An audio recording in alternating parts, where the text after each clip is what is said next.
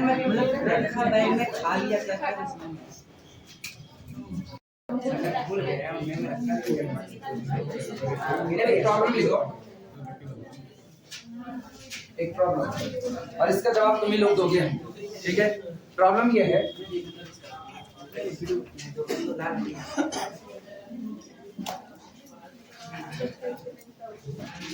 W is equal to collection of sequences A1, A2, A3, so on, AN, so on. W collection है sequences का, such that जहां पर सारे के सारे AIs बिलोंग करते हैं रियल की दुनिया आप से, and W contains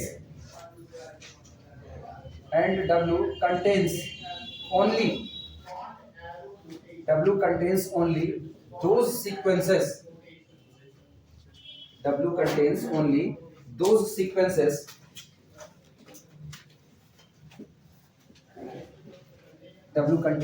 those sequences which have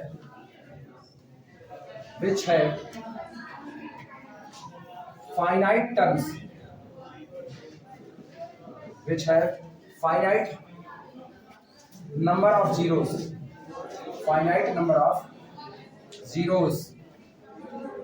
in its entry. मतलब समझना, W क्या किया है, W इन्होंने सीक्वेंस का एक सेट बना दिया, ठीक है। A1, A2, A3, so on, AN, जितने रियल सीक्वेंस होते हैं उनका कलेक्शन बनाया, लेकिन शर्त लगा दिया। उसने कहा कि आप W के अंदर में सारे सीक्वेंस नहीं रख सकते हैं, आप इसके अंदर में उन सीक्वेंस को रखिए जो कैसे हों, जो अपनी एंट्री में कंटेन करें कितने zeros, finite number of zeros, जो अपनी एंट्री में फाइनाइट नंबर ऑफ जीरोस को कंटेन करें, केवल आप उन्हीं को यहां पर रख सकते हैं। इस W becomes a subspace. क्या W ऐसी तारीख में सबस्पेस बनाएगा? सोच करके जवाब देना, ये तुमको बताना पड़ेगा। हम इसका जवाब आज नहीं देंगे, बिल्कुल भी नहीं देंगे। इसका जवाब तुम ही लोग दोगे, अभी दोगे, नहीं आएगा तो बाद में दोगे, और तब भी नहीं आएगा तो कभी नहीं दोगे। इतना पढ़ाने के बाद तुमको इसका नॉलेज हो जाना चाहिए।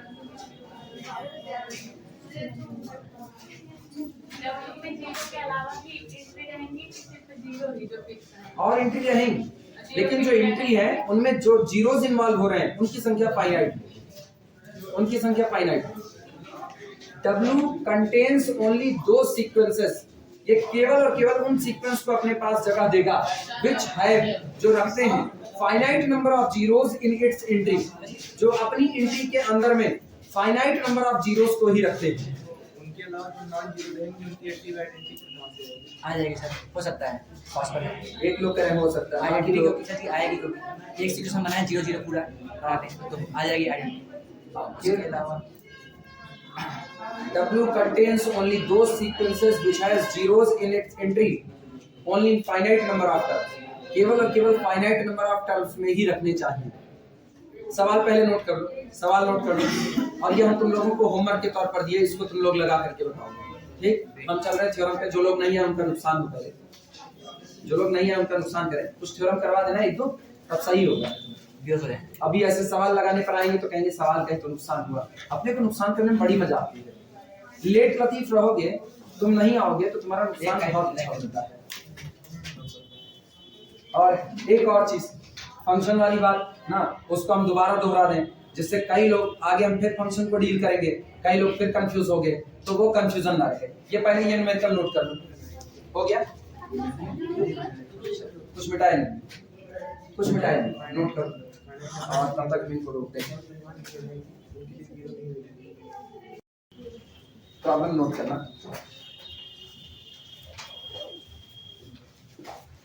प्रॉब्लम है इफ यदि W1 is equal to collection of point x, y, z such that x plus 2y plus z is equal to 0, पहला तो ये हुआ।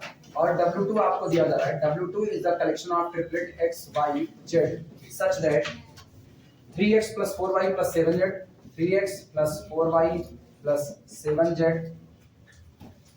Is equal to 0। ये देखिए ना, एरिया 51 में बनने जा रहे हैं। And 4x plus 6y plus 8z is equal to 0। एक दिया गया W1, एक दिया गया W2, ठीक। R, ये दोनों दिए जा रहे हैं। R सब spaces of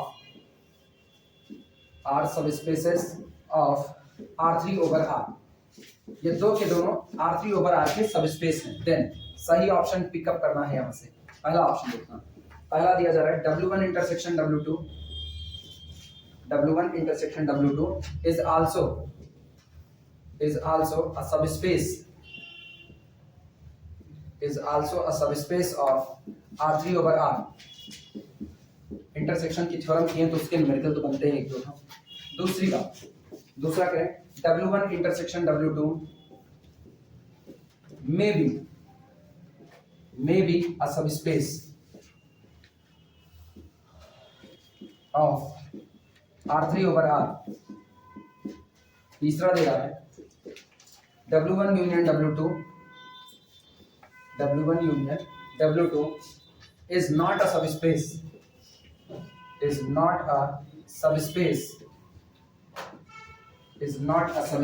of R3 over R। और चौथा दे रहा है W1 union W2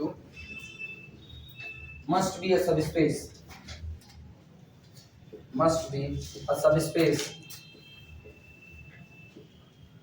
of R3 over R।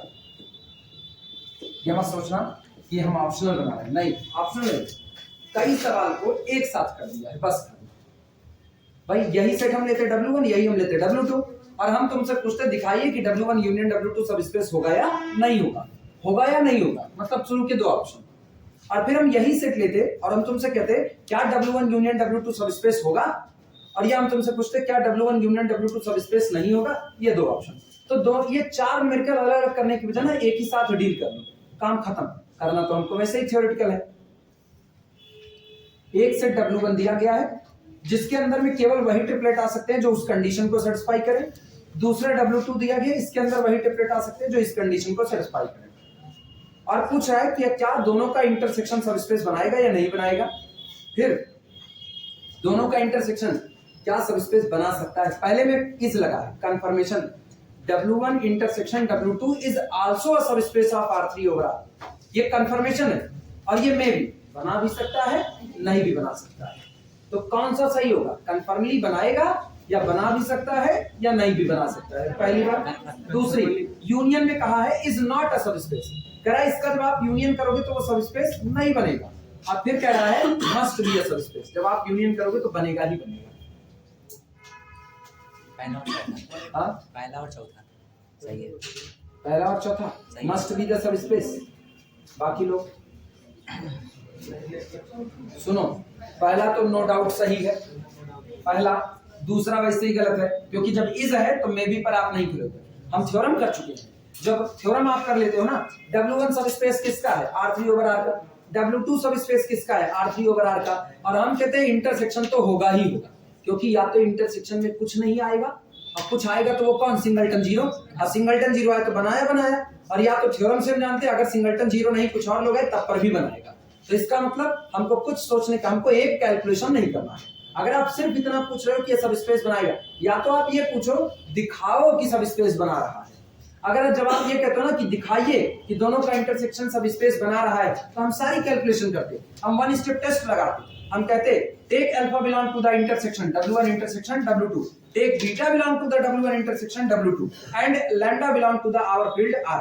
अब फिर हम दिखाते lambda alpha plus beta again belong to the intersection. तब हम ये कहते आज तो आप ये पूछे नहीं, आज तो आप केवल इतनी बात पूछ रहे हो क्या सबस्पेस बनाएगा या नहीं बनाएगा। ठीक है, बाय थ्योरम इंटरसेक्शन हमेशा सबस्पेस बनाता है, तो ये सही होगा। ये यूनियन का किस्सा फंसेगा, यूनियन में आप कुछ नहीं बोल सकते। यूनियन में क्या कंडीशन है, यूनियन में कहा गया W1 यूनियन W2 सबस्पेस बनाता है केवल और केवल तब either W1 contained in the W2 और W2 contained in the W1। जब तक दोनों एक दूसरे में, कोई एक किसी दूसरे में कंटेंट नहीं होगा तब तक ये सबस्पेस नहीं बनाएगा। तो आपको चेक करना पड़ेगा। कैसे चेक करोगे? आप W1 निकालो, आप W2 निकालो और आप चेक करो क्या W1 के मेंबर W2 में है। अगर है तो सारे मेंबर होने चाहिए, एक दो नहीं। क्या W1 के सारे मेंबर W2 में है? क्या W2 के सारे मेंबर W1 में है? अगर किसी एक के किसी में कंटेंट हो गए तो वो सब स्पेस बना लेगा। अब ये दूसरा वाला पार्ट कैसे होगा, यही तुमको सीखना है। क्लियर है बातें? पहला वाला टिक काट दें, चलेगा। एक्सप्लेनेशन में लास्ट में लिख देंगे कि इंटरसेक्शन हमेशा बनाता है बाय थ्रो, इसलिए हमको चेक करने की कोई जरूरत नहीं। सेकंड के लिए चेक करेंगे, चलो सेकंड के लिए देखते हैं।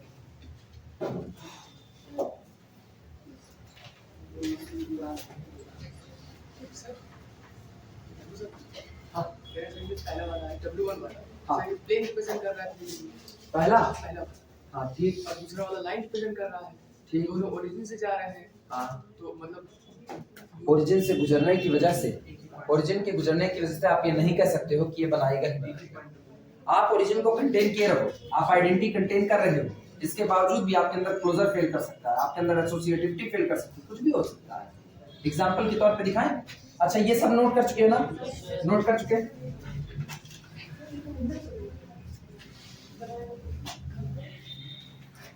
ध्यान देना, फिगर से लिखा दे, उनको जाने दो, उनको अभी सॉल्व करेंगे।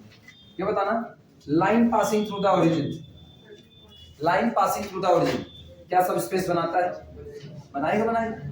फिर बताना, line passing through the origin सब स्पेस बनाएगा ही बनाएगा। ये आपका कौन हुआ? W1 हुआ। ये कौन हुआ? W2 हुआ। दोनों बनाएंगे। आपकी गौर करना, दोनों का यूनियन करने का मतलब आपने W1 को भी ले लिया, आपने W2 को भी ले लिया, सबको ले लिया। तो ध्यान देना, एक पॉइंट हम लेते हैं किसका? ये W1 का पॉइंट, इसको कहते हैं वेक्टर U1, और एक पॉइंट हम लेते हैं किसका? W2 का पॉइंट, इसको हम कहते हैं वेक्टर U2। दोनों पॉइंट लिए। आप सोचना, when U1 belong to W1, U2 belong to W2, it means vector U1 and vector U2 both belong to the W1 union W2। सही है गलत? जो W1 में है वो भी यूनियन में जाएगा, जो W2 में है वो भी यूनियन में जाएगा। तो U1 और U2 दो के दोनों यूनियन में चले गए कि नहीं चले गए? अच्छा, आप गौर करना। अब तुमको ये याद है पैरेललोग्राम लॉ और द वेक्टर एडिशन, वो याद है? तो इस वेक्टर को उठाओ, इस वेक्टर को, ठीक, और इन दोनों का जो सम होगा ना वो एक पैरेललोग्राम के डायगोनल पर होगा। इन दोनों का सम एक पैरेललोग्राम के डायगोनल पर होगा। तो डायगोनल ये है,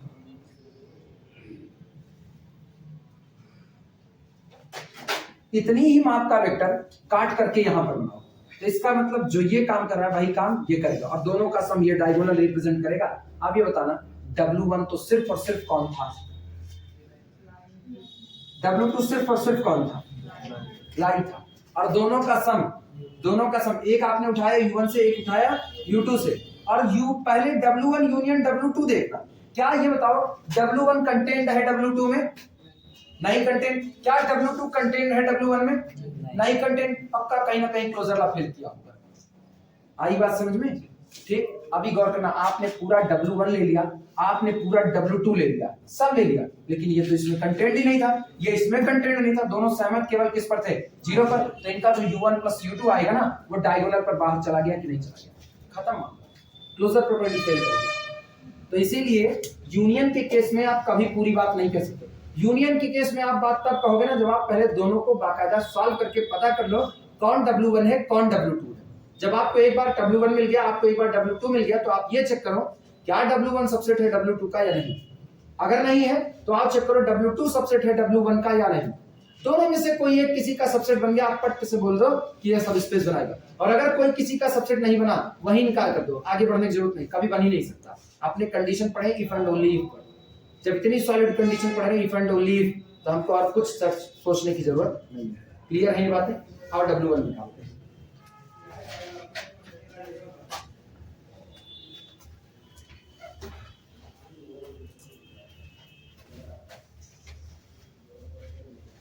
एक काम करते हैं ना, W1 का सॉल्यूशन सेट निकालते हैं कि W1 का सॉल्यूशन सेट कौन होगा, मतलब W1 सेट कौन है। पहले हमको W1 बता दो कितना है। Since W1 is equal to collection of x, y, z such that these x, y, z satisfy x plus 2y plus z is equal to 0।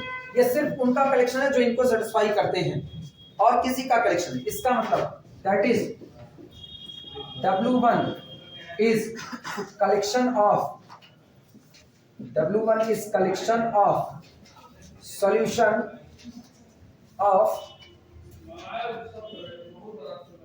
x plus 2y plus z is equal to 0. सही है गलत? Triplet का collection है, लेकिन वही triplet आएंगे जो इस इक्वेशन को सैटिस्फाई करें। तो क्या हम सीधे नहीं कह सकते W1 is the collection of solution of x plus 2y plus z is equal to 0। अब इसका सॉल्यूशन निकालना है। इसका सॉल्यूशन सुनना, ये बताओ जिस दिन तुम इसके लिए मैट्रिक्स तैयार करोगे, ये लिखा गया है x plus 2y, evening batch भी इसमें बहुत ध्यान से देखेगी, x plus 2y plus z is equal to 0। हम जब चाहें इस इक्वेशन को मैट्रिक्स इक्वेशन में कन्वर्ट कर सकते हैं। कैसे? पहला कॉलम बनाओ x के कोफिशिएंट से, दूसरा कॉलम बनाओ y के कोफिशिएंट से, तीसरा बनाओ z के कोफिशिएंट से, ये बना, और इनटू यहाँ पर x y z, और इधर बराबर कर दो कितना c। कैसे? 1 into x plus 2 into y plus 1 into z is equal to c। Confirm हुआ? और ये भी नहीं है तो ऐसा देखना, इसका मतलब हुआ कि हम लोग लिख सकते हैं and x plus 2y plus z is equal to 0 implies that x is equal to minus 2y minus z। सही है गलत? अब ये बताओ इसकी मैट्रिक्स जब अभी बनाए थे तो 1 था, 2 था, 1 था, केवल एक ही तो पाइवट आएगा, ये दो तो नॉन पाइवटेड रहेंगे। मतलब आपका y और आपका z कैसा वेरिएबल हो गया? फ्री। आप उसकी वैल्यू कुछ भी ले सकते हो, कुछ भी, और उनकी वैल्यू पर डिपेंड कौन करेगा? x करेगा। यानी देयरफॉर सॉल्यूशन देखना, solution x is equal to, solution को तो कैपिटल x से रिप्रेजेंट करेंगे, सॉल्यूशन आया x y और कितना z। लेकिन बताओ x कितना है? माइनस 2y माइनस कितना z। y फ्री है, एज इट इज छोड़ देना, z फ्री है, एज इट इज छोड़ देना। दिस इज इक्वल टू, क्या पूरे में से पहले y को बाहर निकाल लें। पहले में y कितना है? -2, दूसरे में कितना है? 1, और तीसरे में कितना है? यह है। फिर देखना प्लस z को बाहर निकाल लें, पहले में z कितना है? -1, दूसरे में कितना है? 0, तीसरे में कितना है? सॉल्यूशन सेट क्या बना? Therefore W1 is equal to, हम स्पैन लिखने का जोखिम उठा सकते हैं क्योंकि हम पढ़ा चुके हैं स्पैन का। W1 इज इक्वल टू, ये कुछ और नहीं, ये फैलाव है। स्पैन है किसका? पहले वेक्टर का। पहला वेक्टर कौन है? -2 1 0, और किसका? -1 0 1। बस इनका, इसका मतलब ये उस इक्वेशन को सैटिस्फाई कर रहा है, ये उस इक्वेशन को सैटिस्फाई कर रहा है। आप इन दोनों का कोई भी जोड़ घटाव कुछ भी करो, आया हुआ इसको क्या करे? सैटिस्फाई करे। क्लियर है? एक काम आप W1 निकाल चुके हो, W1 मिल गया। अब बारी है क्या निकालने की? W2 निकालने की। W2 निकालना सीखो, यही बगल में निकालना है W2। Now W2 is equal to collection of solution of, इसका सॉल्यूशन है W2 में दोनों इक्वेशन बोल दो हमें। 3x plus 4y plus 7z is equal to 0, और 4x plus 6y plus 8z is equal to 0। Evening batch वाले लोग समझेंगे। जब ऐसा इक्वेशन दिया जाए तो इसका सॉल्यूशन निकालने के लिए एक मैट्रिक्स बनाते हैं। मैट्रिक्स में पहला कॉलम x के कोफिशिएंट्स बनेगा 3 4, दूसरा कॉलम y के कोफिशिएंट्स 4 6, तीसरा 7 और कितना 8, और डॉटेड लाइन ये कांस्टेंट वाले 0, ये हो गया। और इसके ऊपर रो ऑपरेशन अप्लाई कर देते हैं। रो ऑपरेशन अप्लाई करके इस पे इक्लान फॉर्म में ले जाते हैं। कैसे जाएगा वो देखना। This is equivalent. एक काम करते हैं, पहले 1 बना लेते हैं, पहले 1 बना लेते हैं, काम अपना आसान होगा। क्या 3 में से 4 को घटा दे तो ये कितना हो जाएगा? -1।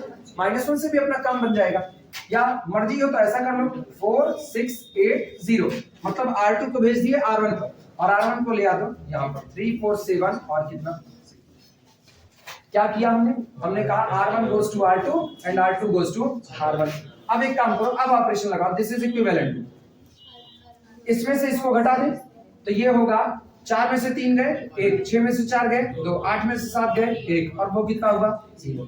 और ये रहा 3 4 7 0। क्या अप्लाई किया? हमने कहा R1 goes to R1 minus R2। पहले इतना लिख लो फिर हम बताएं। पहले इतना सब लिख लो, इतनी सारी बातें लिख लो फिर आगे चलो।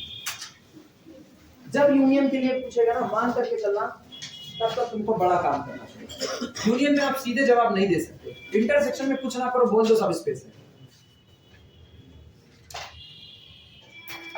अभी हम दिखाएंगे W1 का जो ये सॉल्यूशन सेट आया ना, स्पैन ऑफ दीज वेक्टर, अगर ये उसका सबसेट हो गया तब तो मामला ठीक है, नहीं गड़बड़ाए, फिर उसको चेक करेंगे इसका सबसेट। तुम लोगों के दिमाग में हो सबसेट कैसे चेक करेंगे, अब वो 2 मिनट का रास्ता है।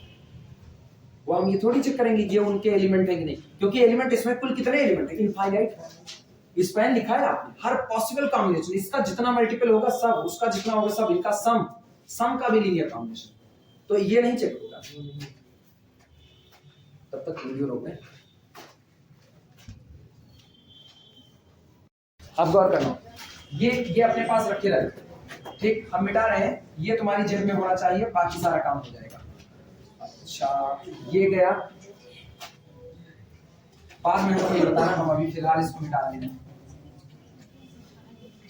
उनके लिए सॉल्विंग करते हैं, इस सॉल्विंग को आगे बढ़ाते हैं। ध्यान देना, इतना आया ना, अगला काम ये कह रहे हैं, दिस इज इक्विवेलेंट पाइवॉट। हाँ ठीक, ये पाइवॉट को 1 बना करके रखना, और इसके नीचे वाले को क्या करना है, 0। 3 से मल्टीप्लाई करके यहाँ से क्या करो, घटा, तो यानी कि R2 गोस टू R2 में से घटा दो 3 गुना R1 का, तो ये कितना आएगा, ये आएगा 1 2 1 0।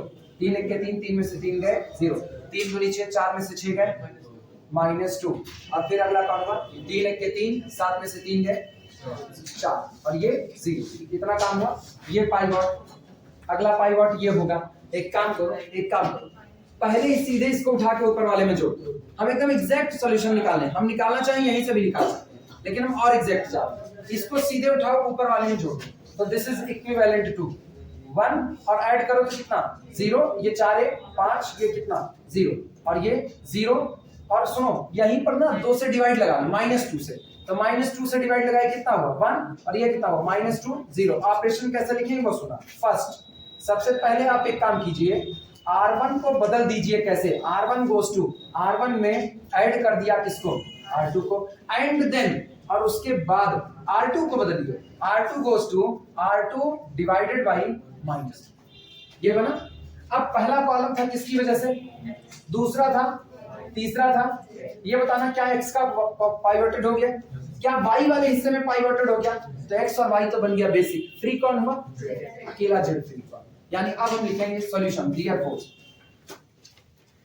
पहले से देखना, 1 इवनिंग बैच वाले जरूर ध्यान दें, 1 into x मतलब कितना x, plus 0 into y plus 5 into z, अब बराबर कितना, तो 5z को उधर लेके चले जाओ, इज इक्वल टू -5 z आपका फ्री है। फिर सुनना अगला, दूसरे से 0 into 1 0 plus 1 into y y, यहां लिखा y इस, अब देखना प्लस -2 into z, यानी -2z उधर गया तो उधर गया तो कितना +2z, और z कौन है, z इज z आपका फ्री हो गया।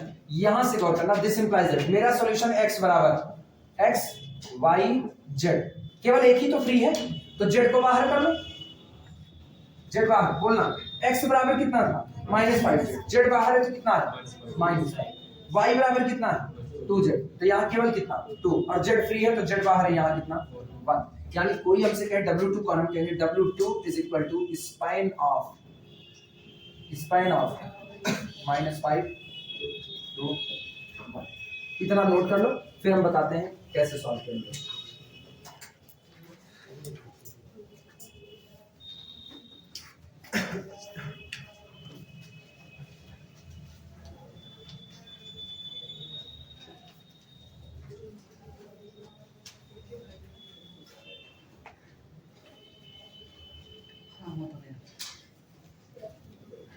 हम तुमको वो रास्ता बता रहे हैं ना जो तुम्हारी समझ का होगा, आसान आसान। हम W1 W2 लेकर के इसको 2 लाइन में प्रूफ कर सकते हैं, हम नहीं लिए उसको जानबूझ करके, हम वहां केवल W1 W2 की डिपेंडेंसी इंडिपेंडेंसी चेक करते हैं, हम तुमको सॉल्यूशन सेट से चेक करना बता रहे हैं। लिखो तो रोके इनको तब तक।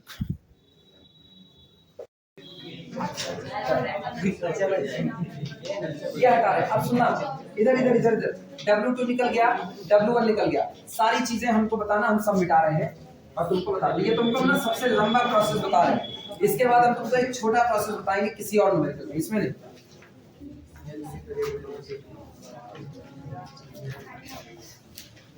ये बताना, सुनो जरा W1 बोलना, W1 is the collection of triplet x y z. हम केवल लिख रहे हैं, तुम लोग ना लिखना. Such that इक्वेशन बोलो x plus 2y plus z is equal to 0. ये W1 था. और W2 कौन था? Collection of x y z such that 3x plus 4y plus 7z is equal to 0. और 4x plus 6y plus 8z is equal to 0. सुनो जरा W1 का solution set बोलना. W1 is equal to, यानी मैं यही लिखा है, this is equal to span of, बोलो स्पैन ऑफ कितना? -2 1 0 और -1 0 1. क्या हम एरिया 51 में है? नहीं है. अच्छा फिर सुनना, इसका मतलब ये कौन है? This is equal to span of, ये कौन? -5 2 1. कॉल करना. सुनो, अगर W1 को इसका सबसेट होना है तो W1 में जितने लोग बैठे हैं उन सभी लोगों को इन दोनों इक्वेशन को सेटिस्फाई करना पड़ेगा. हाँ या ना? और याद करो, हम एक दिन जब होमोजीनियस पढ़ा रहे थे तब हमने कहा था अगर आपका homogeneous equation Ax is equal to null है, अगर x1 इसको सेटिस्फाई करता है, x2 इसको सेटिस्फाई करता है, तो x1 और x2 का कोई भी लीनियर कॉम्बिनेशन इनको सेटिस्फाई करेगा. हाँ या ना? तो इसका मतलब हम चेक करेंगे इनको चेक करो क्या ये दोनों इक्वेशन को सेटिस्फाई करते हैं. एक बार अगर करते हैं तो ये मेरा कौन हो गया? x1. अब इनको चेक करो क्या ये दोनों इक्वेशन को सेटिस्फाई करते हैं. अगर करते हैं तो ये कौन हो गए? x2. इसका मतलब इन दोनों का कोई भी लीनियर कॉम्बिनेशन इनको सेटिस्फाई करेगा. अब सोचो, इन लोगों से ही तो ये लोग बने हैं. अगर ये लोग इस इक्वेशन को सेटिस्फाई कर दिए तो इसके अंदर बैठा हुआ हर मेंबर इसको सेटिस्फाई कर देगा कि नहीं कर देगा. और जब सब कर देंगे तो इसके सारे लोग उठ के यहाँ चले आएंगे, यानी W1 सबसेट हो जाएगा किसका? W2 का. लेकिन पहले चेक तो करें, क्या पता ना करें. हम चेक करते हैं. सबसे पहले ना -2 1 0 रखो. -2 1 लिखना मत, -2 1 0 के लिए देखना इनको करना है. 3 into -2 plus 4 into 1 plus 7 into 0 is equal to 3 दूना 6 -6 4 1 के 4 और इधर से 0. कितना आया? does not equal to 0. It means there must exist at least one member. है कितने? कई. There must exist at least one member. कौन? -2 1 0 which does not satisfy the condition of W2. अच्छा, वो मेंबर W2 को सेटिस्फाई नहीं कर रहा तो क्या वो मेंबर W2 में आ पाएगा? नहीं आ पाएगा. यानी आपको W1 का एक मेंबर मिल गया जो W2 में आने को तैयार नहीं है, और एक भी आने को तैयार नहीं है, तो कंफर्म है W1 is not the subset of W2. इनकार किया कि नहीं किया? फिर अगली बात सुनना, लिखना मत, फिर अगली बात सुनना. अब की बारी ना, ये तो इनकार हुआ. आओ इनसे चेक करो ये क्या उसको सेटिस्फाई कर रहा है. -5 रखो, -5 अब प्लस 2 दूनी 4 अब प्लस कितना? 1. अरे वाह, किया. और सोचो एक ही से बना है, पूरा का पूरा W2 एक ही लोगों से बना है, तो इस अगर ये सेटिस्फाई कर गया तो इसका जो भी मल्टीपल होगा वो इसको सेटिस्फाई करेगा कि नहीं करेगा. इसका मतलब आप कह सकते हो here W2 is the subset of W1. दो में से एक कंडीशन हो, यूनियन क्या बना लेता है? सब स्पेस बना लेता है. क्लियर हुआ कि नहीं हुआ? ये होता है एक लंबे प्रोसेस में चेक करना जो तुमको पहली बार सीखना है.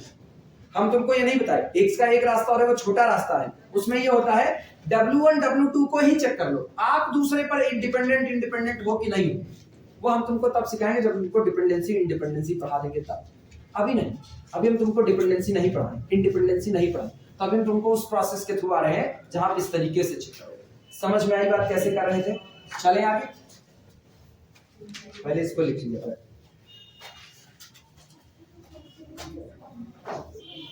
लिखना ये इतना हो चुका है. अब कॉपी पर कहीं लिखना, कॉपी पर ना. सो बी है. हम तुमको एक लंबा प्रोसेस इसलिए बता रहे हैं, ये तुम्हारे दिमाग में. सो बी है. अब ये पूरी बातें लिख देना. W1 is equal to this, W2 is equal to this and this, ऐसे लिखना. सो बी है. और तुम लोग ना, तुम्हारे पास कॉपी में जगह होगी, ये जो बात यहाँ लिखे ना यही बगल में लिखना, स्पैन ऑफ. हम चूंकि एरिया 51 चले जाएंगे इसलिए यहाँ लिखे. W1 is equal to this, that is the span of this. W2 is equal to this, that is span of this.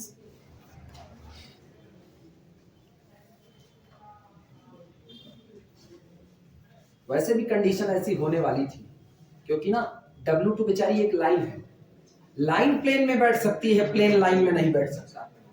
हाँ, ऊपर वाला कौन था? ऊपर वाला वो सरफेस था बाकायदा। सोचो ये कितने फ्री वेरिएबल रखा था? जो दो लोगों से जनरेट होगा ना वो प्लेन होगा, दो वेक्टर से जनरेट होने वाला प्लेन होता है और सिंगल वेक्टर से जनरेट होने वाली लाइन है। तो प्लेन लाइन पर नहीं बैठ सकता, लाइन प्लेन पर बैठ सकती है। इसीलिए W2 सबसेट हो गया किसका? W1 का। और हमेशा लाइन प्लेन पर बैठे ये भी जरूरी नहीं है, ये भी जरूरी नहीं है। वो सामने जो जा रहा है ना, ये पूरा बोर्ड प्लेन है और यहां से खींची गई लाइन उसके पैरेलल चलेगी, उस पर बैठेगी नहीं, इनकार है।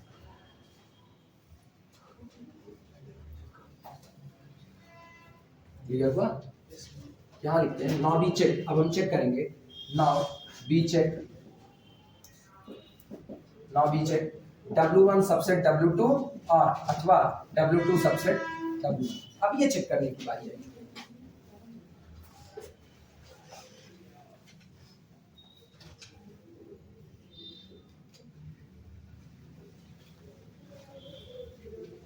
जानते हो ये लाइन कैसे बना? ये लाइन कैसे बना वो भी सुनो। हम फर्स्ट ईयर की ज्योमेट्री से बता रहे हैं, फर्स्ट ईयर ज्योमेट्री से। ये बताओ, फर्स्ट ईयर में हम लोग पढ़े थे 1 डिग्री का इक्वेशन 3D में क्या रिप्रेजेंट करता है? लाइन को रिप्रेजेंट करता है।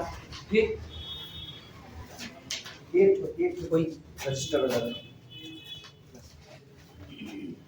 पहला इक्वेशन 1 डिग्री का है कि नहीं है? क्या रिप्रेजेंट कर रहा है? प्लेन। ये दूसरा वाला क्या रिप्रेजेंट कर रहा है? अपने को वो पॉइंट चाहिए जो दोनों को सेटिस्फाई करे, वही तो चाहिए। जब दोनों को सेटिस्फाई करे, ये पहला प्लेन ये दूसरा, और ये इंटरसेक्शन दोनों को सेटिस्फाई करेगा कि नहीं? और बताना दोनों प्लेन का इंटरसेक्शन क्या बनेगा? लाइन बनेगा। इसीलिए ये कौन है? लाइन। और ऊपर वाला सिंगल इक्वेशन वो अकेला केवल कौन है?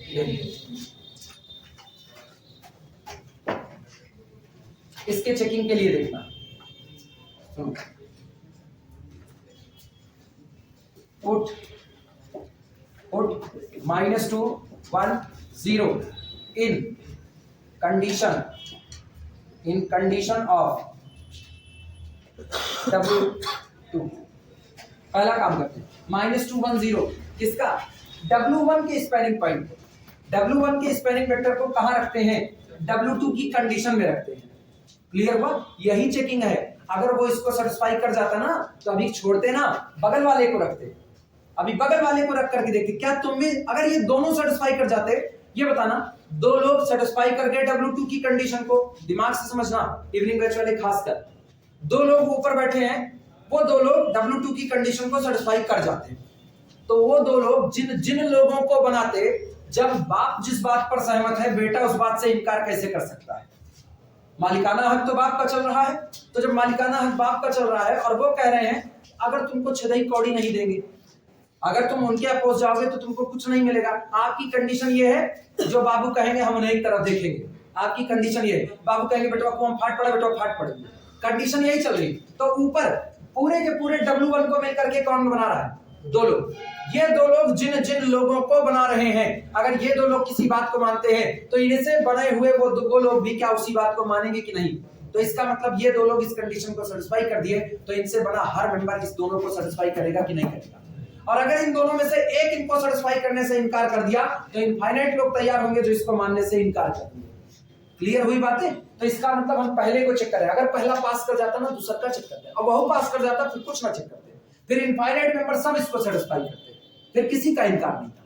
यानी put -2 1 0 in the condition of W2, और W2 की पहली कंडीशन में ही रख रहे हैं 3 × -2 प्लस 4 × 1 और प्लस 7 × 0 इज इक्वल टू कितना आया? 3 दूनी 6 -6 और 4 1 के 4 -2 which does not equal to 0। Satisfy किया कि नहीं किया? नहीं किया। इंप्लाइज दैट अगर सेटिस्फाई नहीं किया तो -2 1 0 which belong to the W2 such that, वो इस प्रकार है। ये W2 में एक मेंबर आपको इस प्रकार मिला कि -2 1 0 सॉरी W1 का है ना, belong to W1 such that this does not belong to the W1 में एक मेंबर मिल गया जो W2 में नहीं है, तो आप बता सकते हो this implies that W1 is not the subset of W2। एक बिहेवियर इनका है। अब दूसरा वाला चेक कर देंगे। हम इसलिए दोनों लिखा रहे हैं ना, मेरे को पता चल गया दोनों इसलिए लिखा रहे हैं ना, जब तुम पढ़ो तो तुमको निगाह में बनना चाहिए दोनों चेक किया है। जहां पास किया वहां रुक जाते। अगर मान लो हम पहले इनको चेक कर देते ना और पास हो जाता, हम उनको देख बना जाओ तुम खा, W1 तो बन ही गया तुम्हारा सबसे। क्लियर हुआ? अब यही बगल में इसको भी कर दे रहे हैं यहाँ पर। अगला पुट आपकी कौन है, -5 to 1 किसमें रखेंगे, इन कंडीशन ऑफ W1, इसको W1 की कंडीशन में रखेंगे। चलो देखते हैं कितना आएगा। W1 की कंडीशन कितनी है, एक ही शब्द है, -5 प्लस कितना 2 into 2 और प्लस कितना 1 और दिस इज इक्वल टू कितना 0। सेटिस्फाइड।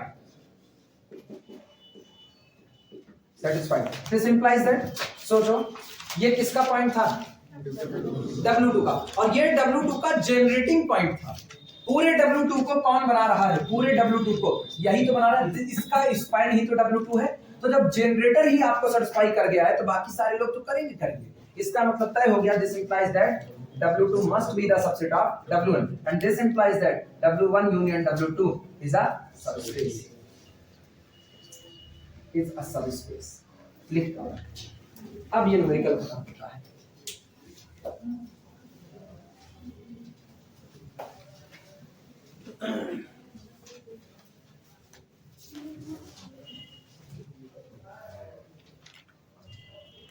बड़ा रास्ता देखे ना, बड़ा रास्ता देखे, छोटे रास्ते का दमखम रखना। 2 लाइन में अभी तुमको मजा आ जाएगा, 2 लाइन में कैसे इसको निपटाया जाता है। बहुत छोटा बताएंगे, बहुत छोटा, इतना छोटा बताएंगे ना, हम पहले छोटा नहीं बताते। रीजन है, पहले छोटा बता के आदत गंदी कर दो, अब बाद में छोटे छोटा खोजेंगे ना, फिर वो गड़बड़ काम हो जाता है। गणित की दुनिया में आपको हमेशा अपना दिमाग इस बात के लिए तैयार रखना चाहिए कि आपको एक बड़ा रास्ता भी अख्तियार करना हो तो आप ये लॉजिकली चले, ये लॉजिकली, दैट्स द मैकेनिज्म। अब दूसरा देखना, दूसरे में ना हम सीधा रिलेशनशिप दिखाएंगे दोनों के बीच में।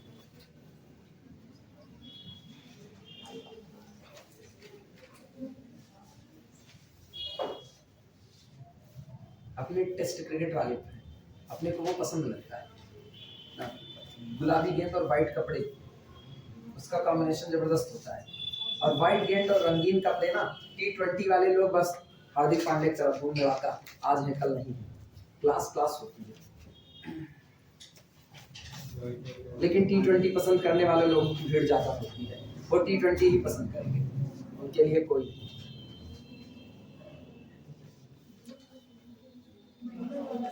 खेत से गन्ने को काट करके लाओ, बैल को नाद करके कोलू से गन्ने का रस निकालो और गरम गरम कचालू मिले, जो उसका टेस्ट होगा ना, वो मार्केट से खरीद के लाओ और उसके बाद फिर इधर उधर का मजा नहीं आता।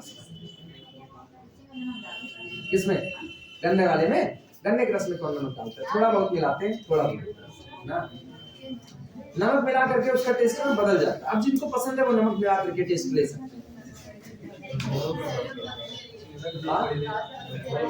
बस आए कितना बज रहा है, 9:47 से तो है, एक और मेथड देखो बस खा, उसके बाद जाना ना। ये बताना, सुनो, एक लाइन में बात खत्म करेंगे, बतिया तो सुनो तुम लोग, एक लाइन में कैसे बातें करेंगे। W1 यूनियन W2 सीधे कंस्ट्रक्ट करो, ये चल रहा है ना, चल रहा है। W1 यूनियन W2 सीधे कंस्ट्रक्ट हो रहा है। ये बताओ, W1 में जो होगा वो भी यूनियन में आएगा, W2 में जो होगा वो भी यूनियन में आएगा, यही तो बात होगी। तो इसका मतलब W1 union W2 is the collection of the point x y z such that, कैसे, उनकी भी कंडीशन को सेटिस्फाई करो, लेकिन यूनियन लगा है ना, इनको करना पड़ेगा और या इन दोनों को करना पड़ेगा, या तो इनको करो अकेले और या तो करो तो इन दोनों को इकट्ठे करो। तो इसका मतलब सेटिस्फैक्शन कैसा होगा इसका, x + 2y + z = 0। अगर आप इसमें आना चाहते हो, शर्त सुनना, अगर आप यूनियन में आना चाहते हो, या तो आप W1 की कंडीशन को सेटिस्फाई कर दो, ठीक, और अथवा आप W2 की दोनों कंडीशन को सेटिस्फाई करो। किसको 3x + 4y + 7z = 0 और कितना 4x + 6y + 8z = 0, इनको सेटिस्फाई करो। आया ना, मानते हो? इसका मतलब जरा गौर करना, अगर हम इसी को देखें, मतलब कंडीशन क्या बनी, कंडीशन बनी यहां से मैट्रिक्स x कह रहे हैं, x का कोफिशिएंट 1, यहां कितना 3, यहां कितना 4, यहां कितना 2, यहां कितना 4, यहां कितना 6, फिर कितना 1, फिर 7 और फिर कितना 8, हुआ। और यहां पर हमने रख दिया लो W1 W2। वेक्टर स्पेस को ही वेरिएबल मान लिया, वेक्टर स्पेस को ही वेरिएबल मान लिया। ये बताओ 4 1 के 4 4 1 के 4। अच्छा क्या इसको चेक करो, ये डिपेंडेंसी इंडिपेंडेंसी से कुछ, इसकी रैंक कितनी आएगी इस मैट्रिक्स की, इसकी रैंक कितनी आएगी, रैंक चेक कर लेते हैं, 2 मिनट का काम है। 1 2 1 3 4 7 4 6 2 इक्विवेलेंट 1 2 1 कितना है 4 6 8। चलो देखना 3 1 के 3 3 में से 3 के 0, 3 दूनी 6 4 में से 6 गए -2, 3 1 के 3 7 में से 3 गए 4, 4 1 के 4 0, 4 दूनी 8 अब 6 में से 8 गए -2, 4 1 के 4 और 8 में से 4 गए 4 2। ये दोनों जाएगा, ये दोनों खत्म। रैंक कितनी आई 2।